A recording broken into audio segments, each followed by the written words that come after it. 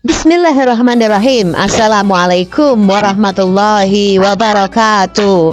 Alhamdulillah, atas izin Allah kita kembali dipertemukan. Pada video kita kali ini kita akan membahas tentang dosa jariyah. Tidak hanya pahala jariyah, ada juga istilahnya dosa jariyah yang penting dan perlu kita ketahui oleh kaum muslimin. Secara umum, dosa berarti perbuatan tercela atau maksiat. Dosa jariyah akan selamanya diberikan kepada pelaku amal buruk, meski ia sudah tidak lagi mengerjakannya. Selama ada manusia yang masih mengikuti perbuatan buruknya itu, maka dosanya akan terus mengalir sekalipun ia telah terkubur di dalam tanah.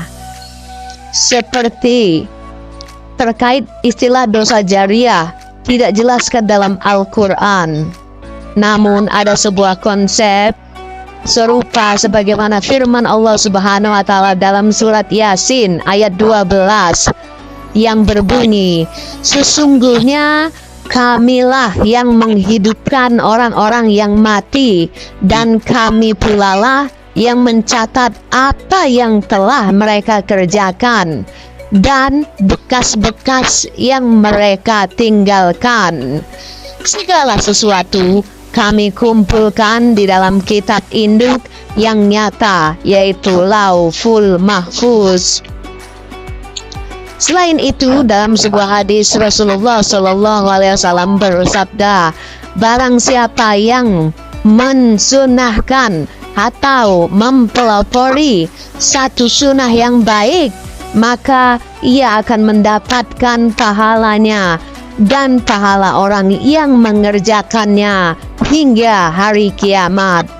Dan barang siapa yang mensunahkan atau mempelopori satu sunnah yang buruk, maka ia menanggung dosa. Hadis pernah disebutkan bahwa anak Adam yang pertama kali membunuh akan terus menanggung dosa akan tindakan pembunuhannya tersebut, karena ia adalah pelaku pertama pembunuhan atau pelopor pembunuhan.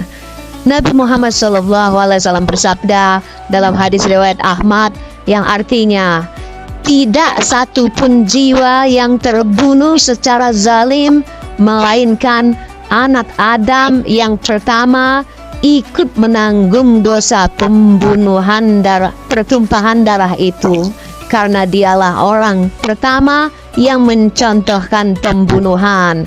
Nauzubillah min zalik.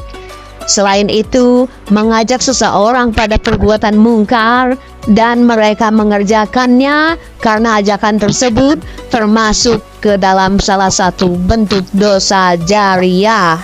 Dosa tersebut akan terus mengalir meski orang yang mengajak telah berhenti melakukan maksiatnya. Namun Allah Subhanahu wa Ta'ala Maha Pengasih lagi Maha Penyayang.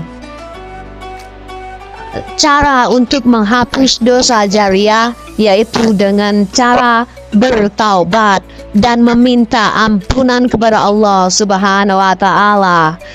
Tidak sekedar taubat biasa, namun melainkan bertaubat nasuha. Taubat nasuha artinya dilakukan dengan sepenuh hati dan tulus karena Allah Subhanahu wa Ta'ala. Taubat seperti ini harus dikerjakan untuk segala jenis dosa, tidak hanya dosa jariyah, melainkan dosa-dosa lain yang kecil maupun yang besar. Apabila dosa jariyah tersebut berkaitan dengan manusia lain dan hak-hak mereka, maka diperlukan dua syarat lagi. Yang pertama, meminta ridho kepada yang terzalimi, dan yang kedua, membayar kewajiban-kewajiban yang wajib dibayarkan kepada mereka. Demikianlah Semoga kita bisa terhindar dari dosa-dosa kecil, dosa besar, bahkan dosa jariah. Semoga Allah Subhanahu wa taala berikan kekuatan iman untuk kita semua. Semoga Allah Subhanahu wa taala mewafatkan kita semua dalam keadaan husnul khotimah. Dan pada akhirnya, insya Allah, Allah Subhanahu wa ta'ala kumpulkan kita semua di surganya. Amin, amin, amin, ya Rabbal Alamin. Demikianlah, wallahu alam bisawab. Wassalamualaikum warahmatullahi wabarakatuh.